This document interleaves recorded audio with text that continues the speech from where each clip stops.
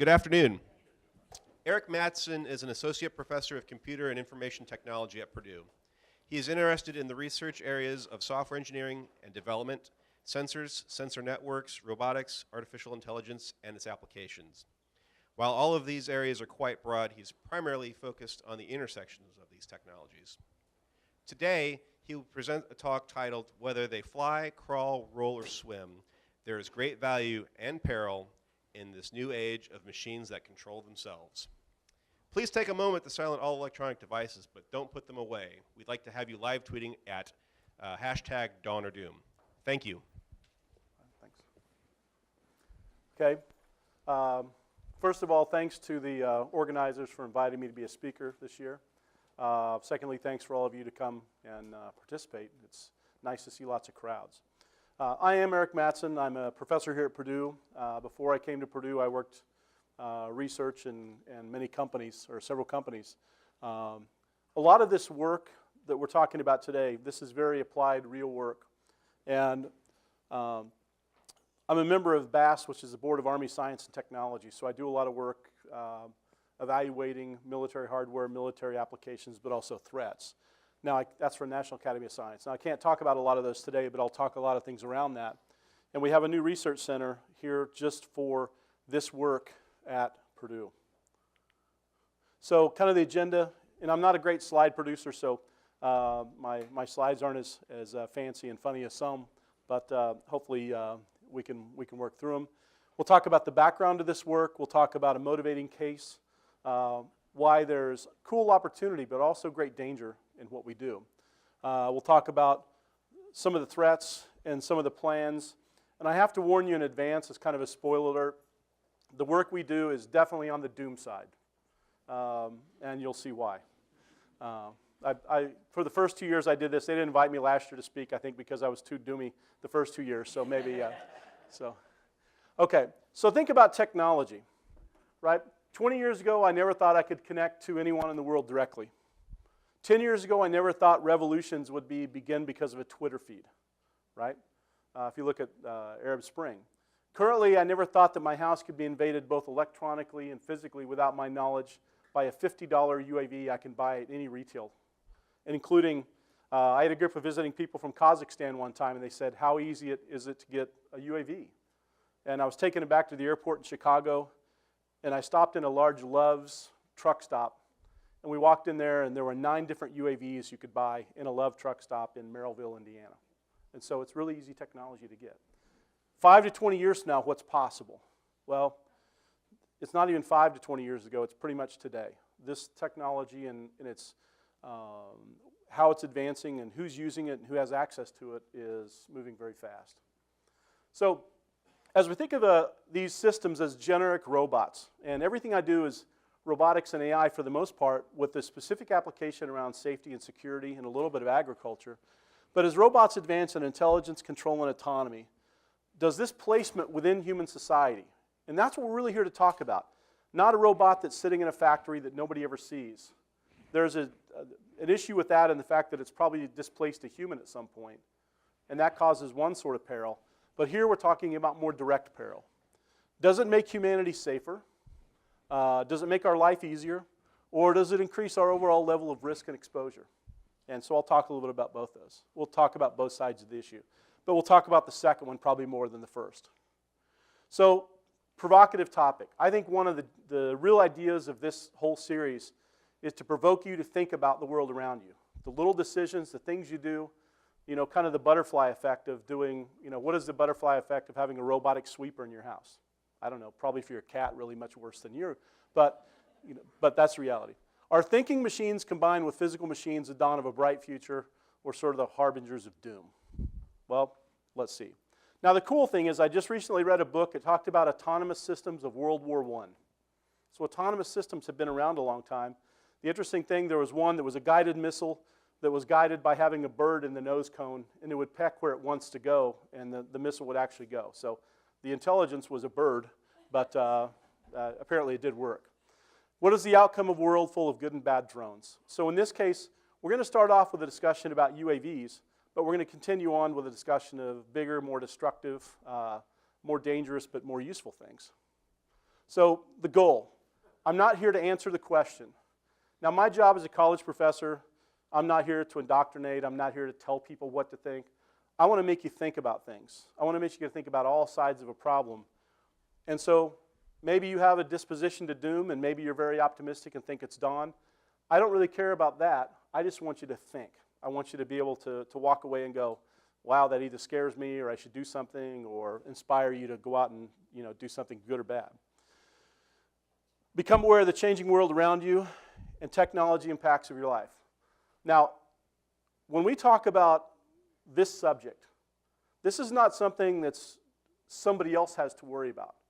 This is something that you in your everyday life should be cognitive about and should worry about. This last weekend I was down visiting my daughter at another university, and a couple of her roommates asked me about this, and I think by an hour-long conversation I'd scared them both where they never wanted to go back outside again. Now, an hour later they went to a bar, and then about an hour later after that there was lockdown in the bar because of an active shooter, which is kind of this. So I like to put things, especially in dawn or doom, since we're talking about the end of the world and those kind of applications. For those of you that are pretty young, you probably don't remember this. There used to be what they call the Doomsday Clock, and it still exists, but it says, how close are we to midnight, which is doomsday? And for most of us, if you look at the world right now, we're pretty close. I think we're like at 11:54 or something like that at this point. So the doomsday meaning, how close are we to total and massive destruction? All right, but let's look at the bright side first, right? We think about UAVs. And most of you, how many people have a UAV or have flown a UAV? So a few people, all right? Probably most of you will. If you have a chance, do it. There was a study done that most people will get a UAV like for Christmas or for their birthday, and 37% of the time, because they don't read the directions, they fly the UAV once because the first time they put it in the air, it goes away and they never see it again. So make sure you read the instructions and calibrate it. We're going to look at the risks and rewards. In the near term, UAVs can remove us from harm's way, and we do this kind of research here. There's a lot of people that do this, going out in agricultural fields, spraying crops, doing precision agriculture. We do a lot of work with police and firemen and first responders using UAVs for anything from ordnance, bomb squads, to helping have an oversight of a hostage situation, to looking for people when they go missing. We're literally looking to replace humans in the 3Ds kind of jobs, things that are dirty, dangerous, or dull. Now there's a lot of applications here with the military, and we do work with both, but the primary work we do is with first responders and police in local jurisdictions. Now soon UAVs will, and this is a little bit dated, they'll deliver packages. Now in other places in the world they're testing this, they're testing it here. Manage many farming tasks, inspect bridges and power lines after earthquakes. I do a lot of work and spend a lot of time in Northeast Asia, specifically South Korea. There it's not a big problem, but if you go to Japan, this is a big problem. Every time they have a tremor, they have to inspect every bridge. And in Japan, there's a lot of bridges and a lot of infrastructure. Provide security in many situations. Work with other robots on the grounds. The list is almost limitless of things. I mean, a lot of people, one of the real big markets for this is real estate agents who want to go out and take video of. There's a lot, I know several people that have that job, right? Now, one of the problems with this is regulation, and we'll talk about that more later. So soon UAVs will take humans out of danger, things like firefighting, police work, military. Not all the danger, but some of the danger, with some robots already in this role. Now, that's the funny and bright side. We know that there's a huge upside to using UAVs. Not just that they're fun, but that we can use them for all kinds of things. But is there a dark side? And there's definitely a dark side. And that dark side has really begun to emerge in the last year, 2 years. So kind of the quote there, fear is the path to the dark side, fear leads to anger, anger leads to hate, and hate leads to suffering. That's from Star Wars, because I like Star Wars and I like to include that. But if we look at what's happening here, this obviously is a nuclear blast. Anybody know what this is? I kind of blurred the writing there just on purpose. It is Korea. Yeah. Now, North and South Korea. It's a shot taken from space, and what you can see here is the DMZ, and the parts with the lights are South Korea. The parts up are North Korea. There's no lights on. Now, people are home, but there's no lights on. Anybody know what the third picture is? The third picture is what it takes to transmit a Russian-made Soviet-tipped warhead tip, which would knock out most major cities. This is a backpack. So a lot of people have been worried about, I know in the news lately, North Korea has threatened the United States over and over and over. Other people, Iran's threatened Israel. Everybody's worried about missiles. The missile technology is actually a lot more difficult than the nuclear weapon technology. About 25 years ago, a kid dropped out of Princeton and built a working model of a nuclear bomb in one semester. The kid's 19. Mechanics Illustrated, I don't know if anybody remembers that all those copies of Mechanics Illustrated were, Popular Mechanics, were taken off and bought it by the government, and they had to cease and desist. But no, it's because it was a working model, and the people in the Department of Energy determined it was a working model. All you had to have was some plutonium or some fissionable material. Now, everybody's worried about nuclear warheads going out into space and coming down on Guam or Hawaii or Japan or South Korea, but this weighs 23 kilograms. I can go out to Amazon right now and have a UAV here that can carry that for about 11 miles tomorrow. You can rig it up, you can strap that to the bottom of a heavy lift quad rotor or hex rotor, or not a quad rotor, hex rotor or octo rotor, and you can fly it over the DMZ into South Korea. Hell of a lot easier than you can put it on the side of a missile that has to go out into space and re-enter without burning up. So there are a lot of things. The backpack, and this is not something that's even on the active threat list, but a backpack that's full with a nuclear-tipped warhead that's not even something that's big, that could be a nuclear bomb, to me is a hell of a lot more dangerous than worrying about something going into space and out. Okay? Now, to combat it, we have all kinds of fun stuff. These are pictures that I just went out and pulled down. You have Johnny Drone Hunter. You have shotgun versus drone. You have, people, and people have gotten in trouble for doing this. But let me tell you, we actually tested this, and it's damn near impossible to shoot a drone out of the sky, especially one that's moving. Well, in this case, the one has a little pistol on it, which is kind of funny, which is also extremely illegal. So please don't try that. What ends up happening, there's been a couple of incidents we know. One of these was in Russia where somebody put an AK-47 on there and ended up killing themselves because they couldn't guide. And when it started shooting, the recoil turned it and shot right back down at them and unloaded the clip. So these things don't work. This is not something where you go, we're going to depend on shotguns, because we went out and tested it. We sat at 50 yards. We fired a whole bunch of shotgun shells at a very light UAV, and all it did was make it wave a little bit. Did nothing. You're shooting at air, and that's one of the problems. Okay, so what is the real threat to us? The real threat to it is not only what it can carry, but the fact in the terms of UAVs, it's cheap, it's available anywhere. A lot of you have them, right? All of you can get these. You can get ones that fly very fast. You can get ones with extended range. You can get ones where you can hook up all kinds of really interesting devices with them.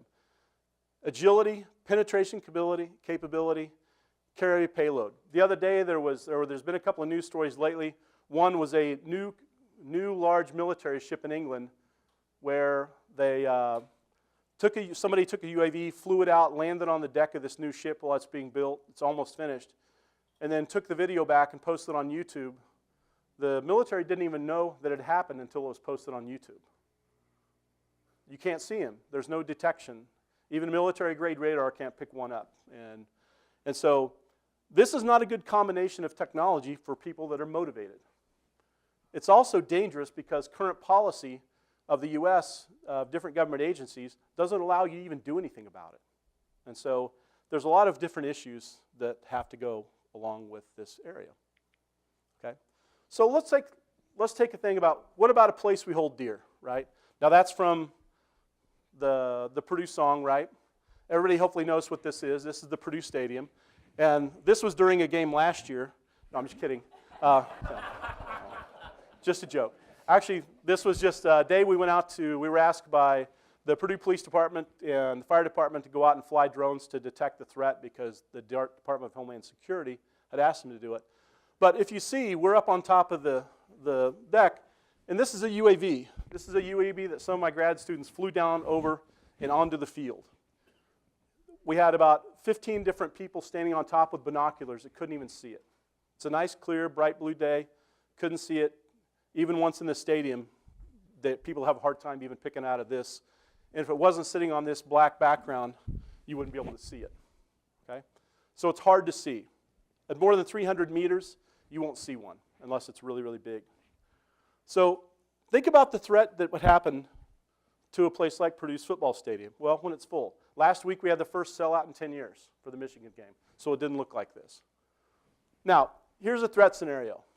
This is not made up. In fact, I was going to try to bring some of these hand grenades today, but I was told that that would be a really bad idea, and I probably wouldn't be able to go to my class after because I'd be probably sitting in the Purdue jail or some, Guantanamo Bay or something.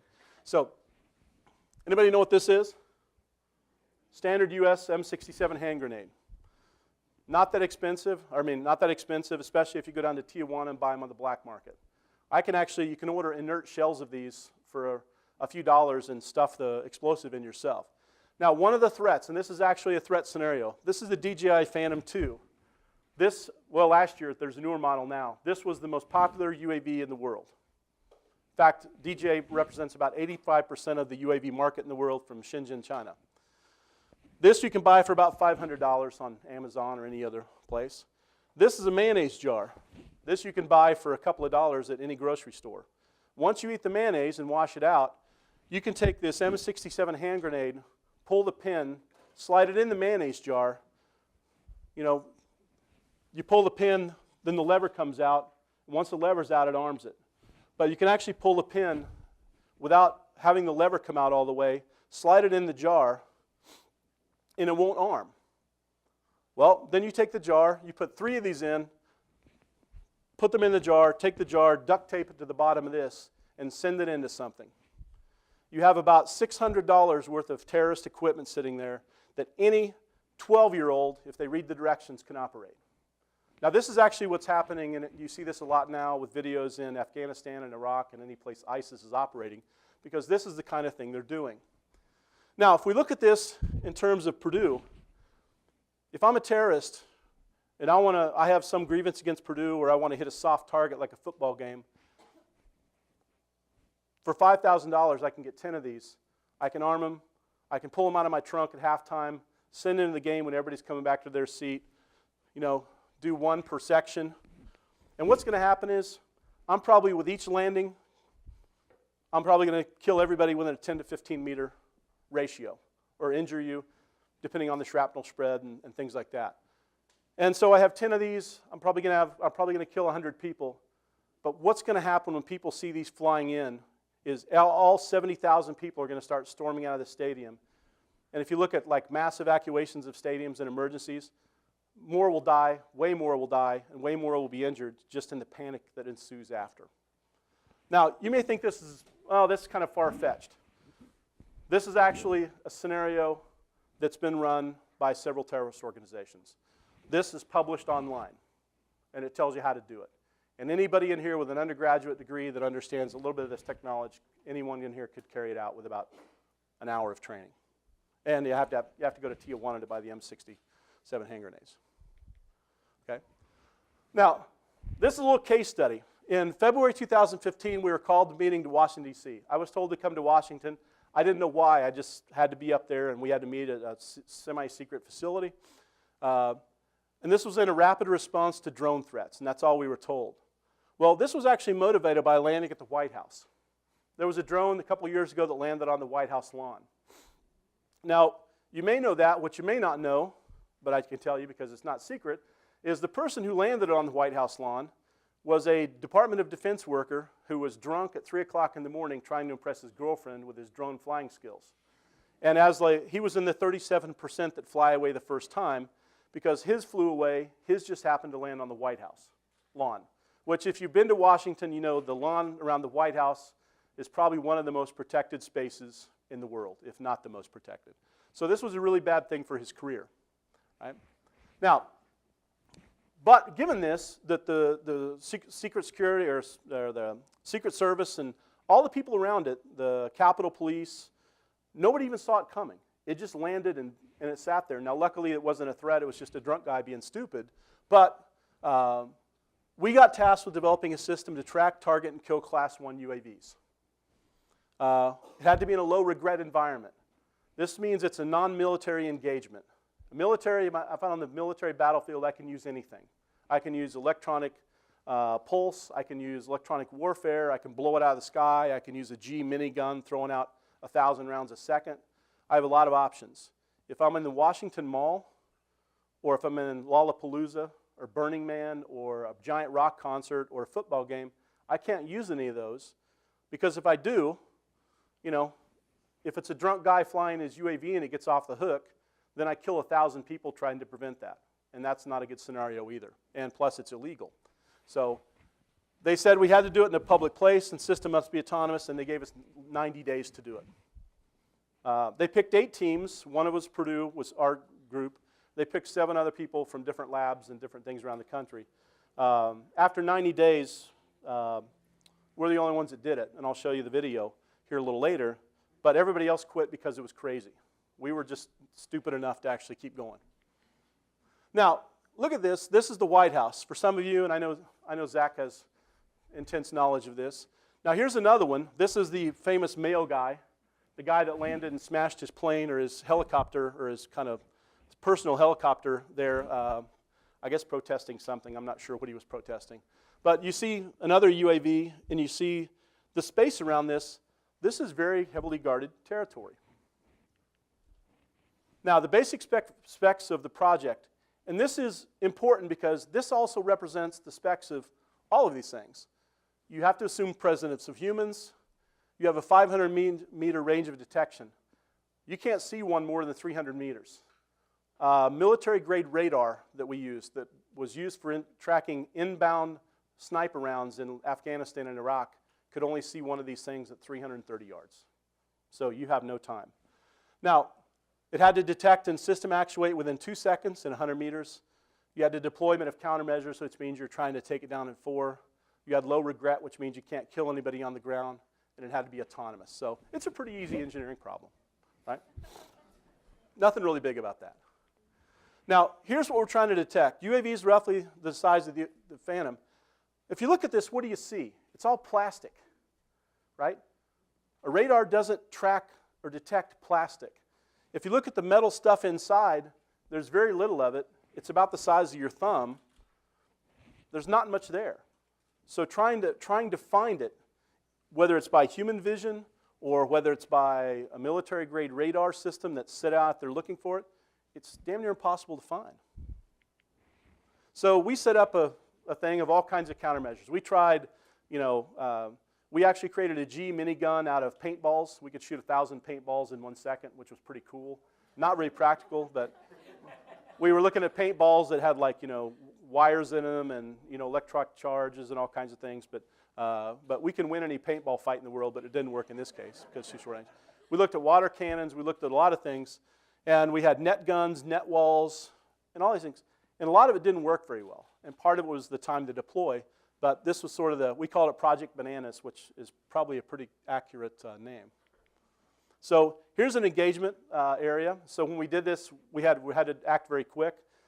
We used the old Aretz Airport, which for people around Lafayette, it's an old disengaged or decommissioned airport out near the Hoosier Highway, and you can see it. We needed something that was 500 meters long, so here we used the 500 meters where we flew in. Here was the target, and the threat was coming in from out here. We ended up using Air-to-Air Attack. It's the only thing we found that worked. So you get a drone or UAV, and you put a giant fishing net on it. Because one of the problems is you had to make it low regret. And the cool thing about UAVs is they have exposed blades.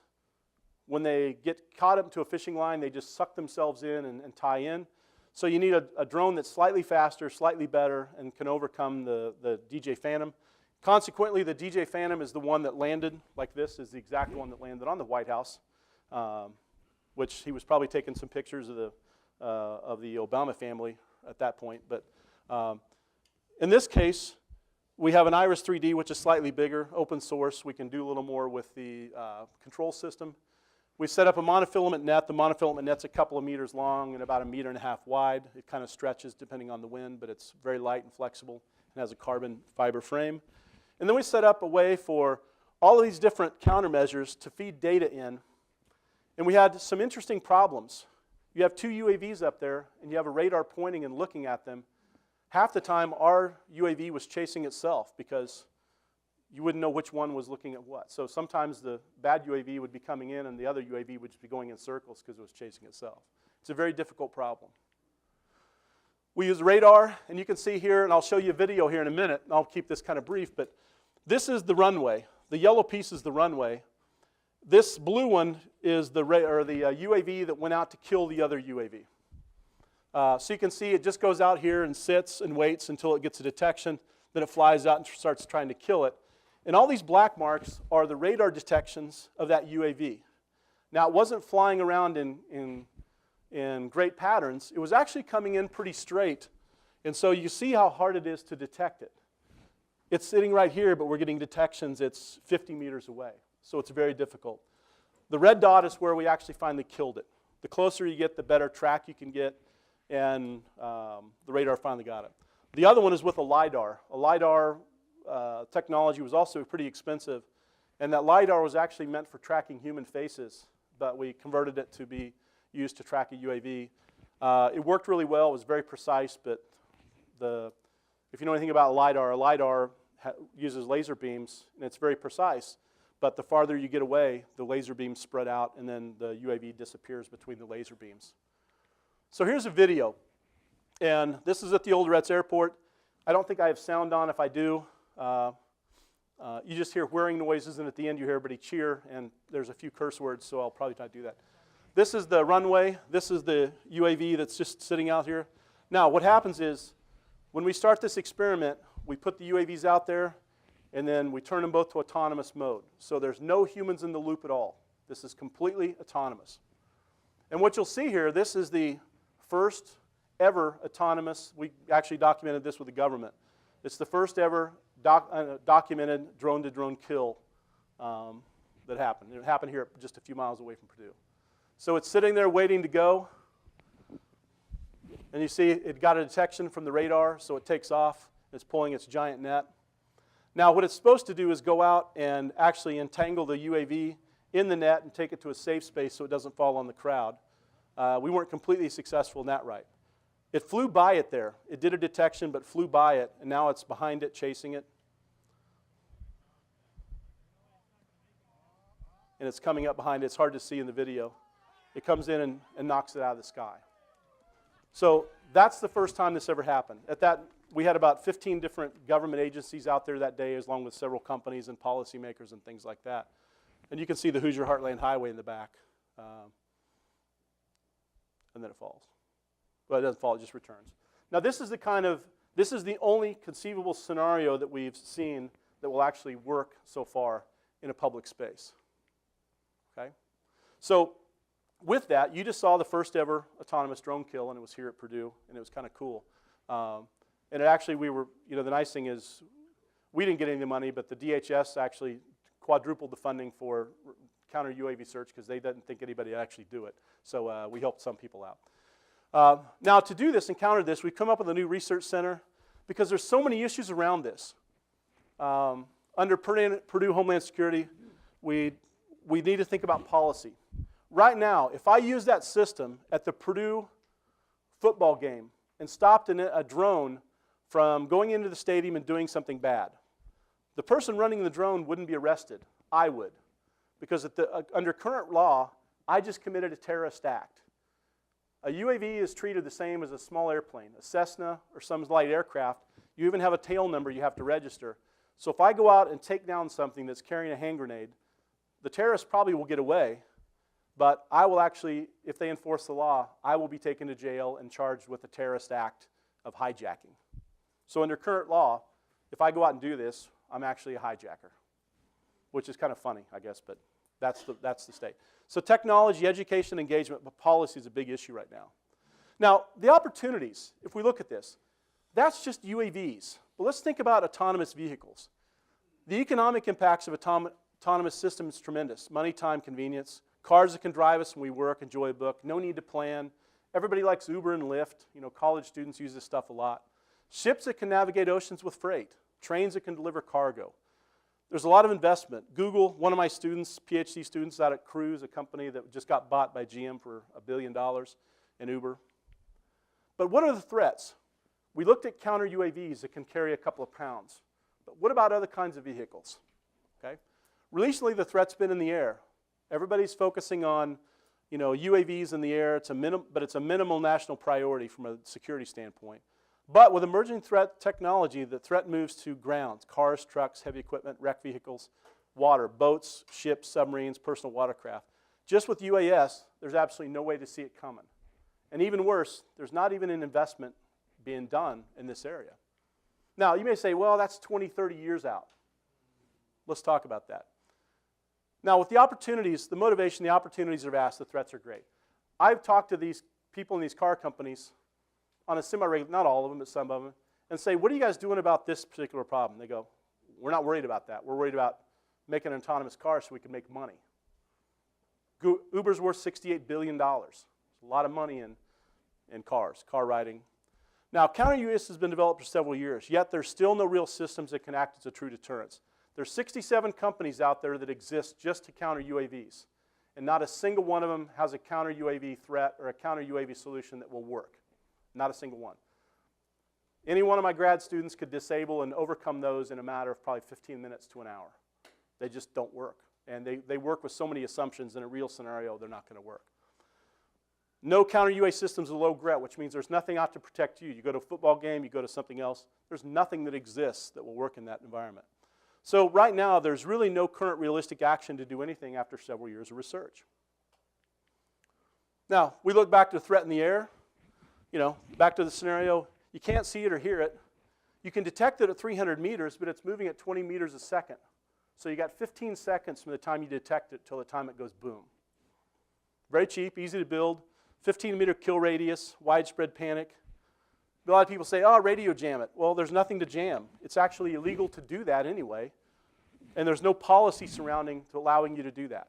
And if I overtake it, I'm the terrorist. So there's a lot of destructive policy from the U.S. government. And it's been changing, but it's still not something that's out there for protection. It's out there for other things that are not UAVs. Now let's think about other threats. A threat on the ground. How many people use Uber? How many people use Lyft? All right? Now, a lot of people, oh, the autonomous cars will be later in our life. Well, Cruise's Kyle Vogt, I know him because I've got a PhD student that was the 13th employee at his company. They're going to deploy automated ride-shares cars very quickly. This is from Forbes.com. They're working on a deal with Lyft to deploy these cars in the San Francisco area in 2018. That's next year, right? And right now, they're on track to do it. Well, think about what happens when you call in Lyft or Uber. You have a driver, the driver comes, it says, hey, are you Bob? You say, yeah, I'm Bob. I get in, and I go someplace. Take the driver out of the equation. Same thing. Come over, the car opens the door, you get in, you go to someplace. But instead of me getting in, I throw 2 suitcases full of 200 pounds of Simtex with a GPS device that'll blow up when it reaches its destination. I've just called in probably the worst terrorist strike in the history of the U.S. Now think about it. How many of you ever have gone with a group of other students and said, hey, we have 15 of us, we need 3 Ubers, right? Okay, I just get a bunch more suitcases, more Simtex, and call them in and send them all to the same direction. Right now, there's no technology anybody's building to prevent that scenario. So next year, 2018, when they do this in San Francisco, if I'm a terrorist, I'm going to go to San Francisco. Doesn't take much. Hooking up a GPS-enabled trigger, for any undergrad student who's had a little bit of electronics, is kids play. A few bucks from Amazon, and you can do it. Now, it drives itself to the target with no warning and destruction of a building-sized structure. So here's a Lyft car. Here's a 55-gallon barrel. And for probably most of you, some of you may not remember it. I remember it because my family was about a mile from there, the Oklahoma City explosion in 1993. Wiped out an entire building. It's the worst domestic terrorist incident in the history of the U.S. Now, if you look at the threats here, don't just think about terrorism, but we've had conversations about, and last night one of the keynote speakers talked about autonomous cars.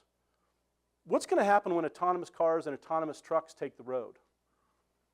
If you're a Teamster trucker, what's going to happen to you? Eventually, you're going to be replaced, right? I can have the big semi going down the road with no driver. Well, so in that case, there are people that are actual threats where they say domestic terrorism. Do we do this because all it's going to take is about 1 or 2 terrorist incidents to make sure that nobody deploys these kind of cars? Does somebody take one for the team and say, hey, I'm going to prevent all my brethren from actually losing their jobs? That's a threat scenario. Now, this is not saying anything bad about the Teamsters or anybody else. It's just people are looking at those kind of things as threat scenarios. It's beyond just terrorism. It's also economic. All right, let's look at a fun one. This is a D11T Caterpillar 350 B8 EUI diesel with 915 gross horsepower. It's one of the largest pieces of construction equipment in the world. They're now making it automated so it can run and work 24 hours a day. But look how big it is. It weighs 248,000 pounds.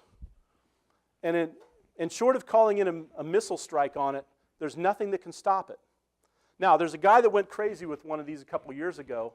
And apparently, well, there's a YouTube video out there, but something happened. He had a domestic disturbance or something, went a little nuts, jumped in one of these and destroyed like an entire city block in about 15 minutes. You can go out, if you go out and Google it, D11T crazy guy or something, you can find it. I didn't want to link it in here, but think about the destructive power of one of these running into, if we look at the 2 new 13 or 15-story buildings that are going to be built down here on State Street, one of these could go into something like that and knock it down in a few minutes. It's big enough, it can go in and bend the steel. It can knock down those kind of structures. That's going to be a pretty class. Now, I don't think there's any of these in the local area, but if they're autonomous and you can hack one and you can remotely operate it, that's a pretty big deal. Okay? And lastly, how about a threat in the water? This is the fun one. I say fun or tongue-in-cheek. The robo-ship without a single human on board. First autonomous container vessel to launch in 2018. It's 30-some meters long. So it's big. Now, one of the big problems is if you go out a place like the Port of Los Angeles, Incheon Port, really busy, Shanghai, Pudong Port, or I can't remember if it's Pudong Port. But this is something that's also going to it's being built right now. It's going to be released in the ocean with no people on it in 2018. Once again, we're not talking 20 years in the future. We're talking being constructed now, being tested now, will be in the water next year floating around your oceans. The risk with this is you can put a container in this that's automatically loaded. Containers aren't checked until you actually go through customs at a particular port. Well, you throw a dirty bomb in, the automated machinery in the port that pulls it out and stacks the container on the port head there blows up, and you have a big problem. If you're in Long Beach, California, if you're in Incheon, Korea, if you're in any giant port in the world, this is a city killer. How do we detect it? How do we know that it's there? Nothing. No, we have absolutely and nobody's even looking into it. Not to be too depressing, but here's the world you're facing. I told you I was doomy, right? Now, threat analysis, how do we mitigate these threats? We have sky, we have land, we have water. We think about how to make technology accessible, no cost. How do we determine and deter these threats? How do we train first responders and various agents to take care of these things? There's a lot of very interesting but very destructive threats here. How do you set a cohesive policy? If you look at these, think about, the UAVs kind of all work here. They're built in China, or Shenzhen, China, but we fly them here. But think about a container ship. Where it takes off from, the other country where it takes off from, we have to depend on that other country to make sure it's safe to come here. Well, I'm much more worried about North Korea buying one of these ships and sending it to one of our ports than I am them actually hitting one of our islands or our coast with a missile. Because the technology's already been done. They just have to load something on it and send it. Okay? How do you regulate solutions? Right now we have too many government agencies all with regulations that are completely different. And what are best practices? Now, we're way behind. Currently, there's no defense. There's very little defense against counter UAV, and investment's just being made. But the rest of this, nobody's hardly even looking at it. There's no active research being done on most of these things. Everybody's looking at the money. You can make a lot of money because you're not hiring any people. But once again, if you start looking at laying off everybody who works on a ship, everybody who works in a truck, everybody who works in a Caterpillar, you also create a lot of new people with motivations to do a bad thing. And that's also a little scary. Okay. So to quote Seinfeld, this isn't going to be good for anybody, right? But that's the state of things that can crawl and fly and move, and that's where we're at. This is the research we do. So I deal with this every day, so a lot of times I'm a real mood killer when you're having a couple of beers at 9 Irish, but that's the state of the world we're in. Any questions? What's the positive aspect of this? Well, it's kind of like the internet. When the internet came out, everybody looked at what are all the positive aspects of the internet. There's obviously a lot of great value in the internet, right? You're connected, you can do things, you have e-commerce. But you also have the dark web, people stealing your data. The Equifax release the thing was announced a couple weeks ago. There's lots of bad things people can do to you. With the Internet of Things, I have all kinds of IoT-enabled devices in my home, and they can shut off my refrigerator. There was a thing in this summer in Korea, where LG was building devices into your LG TV where they could sit and watch what you're doing at home and detect and track all kinds of things. So there's a lot of technology out there, but not all of it necessarily is being used for good. It's just a matter of some of it's being used for good and some of it's bad. But it doesn't take much for somebody to take this technology and make it used for a dubious purpose. Other questions? I came in kind of late, so can you go over your background again, like which department you're in and everything? I'm in CIT. My background is I worked in industry for a number of years doing corporate research and development on like advanced, or not advanced, but applied AI all around the world, did a lot of international work. And then now do work in kind of the counterterrorism space and safety space. So. Other questions?